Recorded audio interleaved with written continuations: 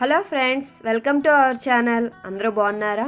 నేను బాగున్నానండి. ఎవరైనా ఫస్ట్ టైం మన ఛానల్ చూస్తున్నట్లయితే సబ్స్క్రైబ్ చేసుకోండి. అలాగే పక్కనే ఉన్న బెల్ ఐకాన్ని ట్యాప్ చేసేయండి.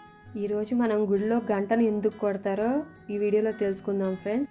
గుడిలో గంటకు ఎంతో ప్రత్యేకత ఉంది. ముఖ్యంగా హిందువులు దేవాలయాలకు వెళ్ళినప్పుడు అక్కడ గంటను కొట్టకుండా దేవుడిని దర్శించుకుని రారు. దేవాలయం చిన్నదైనా పెద్దదైనా గంటను మాత్రం తప్పకుండా ఏర్పాటు చేస్తారు.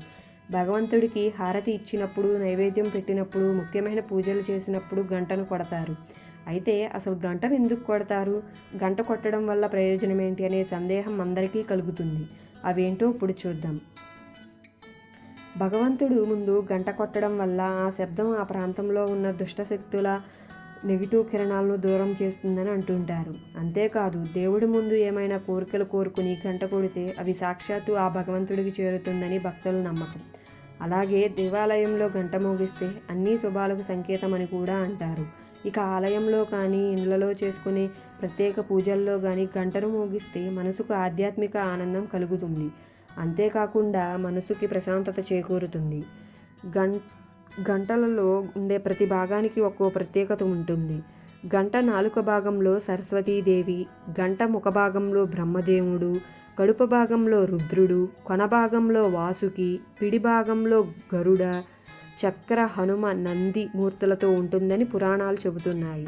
అందుకే గంటను సకల దేవతల స్వరూపంగా భావించి ముందుగా గంటను కొడతారు. హారతి సమయంలో గంట ఎందుకు కొడతారు?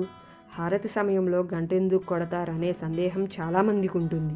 హారతి సమయంలో దేవతలందరినీ ఆహ్వానిస్తున్నామని చెప్పడానికే ఈ గంటను కొడతారు.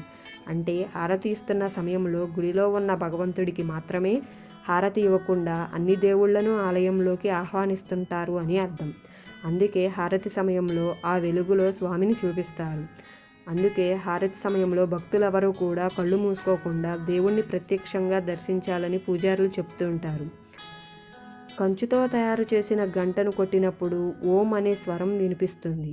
ఈ నాదం వినపడడం వల్ల మనిషిలో ఉన్న చింతలు, సమస్యలను తొలగిపోతాయని, మనసు దేవుడిపై మళ్ళేలా చేస్తుందని నమ్ముతుంటారు. కొన్ని దేవాలయాల్లో గంటలను గుత్తులుగా ఒకే తాడుగా కట్టి ఉంచుతారు. ఇలాంటి గంటల వల్ల పెద్ద ప్రయోజనం ఉండదు. కేవలం వాటిని అలంకారప్రాయంగా అలా కట్టి ఉంచుతారు. అంతేకాని వాటి వల్ల ఆధ్యాత్మిక ప్రాధాన్యం ఏమీ ఉండదు. విన్నారు కదా ఫ్రెండ్స్, గుడిలో గంట ఎందుకు కొడతామో. ఈ వీడియో కనుక మీకు నచ్చినట్లయితే లైక్ చేయండి, షేర్ చేయండి, కామెంట్ చేయండి. అలాగే సబ్స్క్రైబ్ చేసుకోవడం మర్చిపోవద్దు. Thanks for watching friends.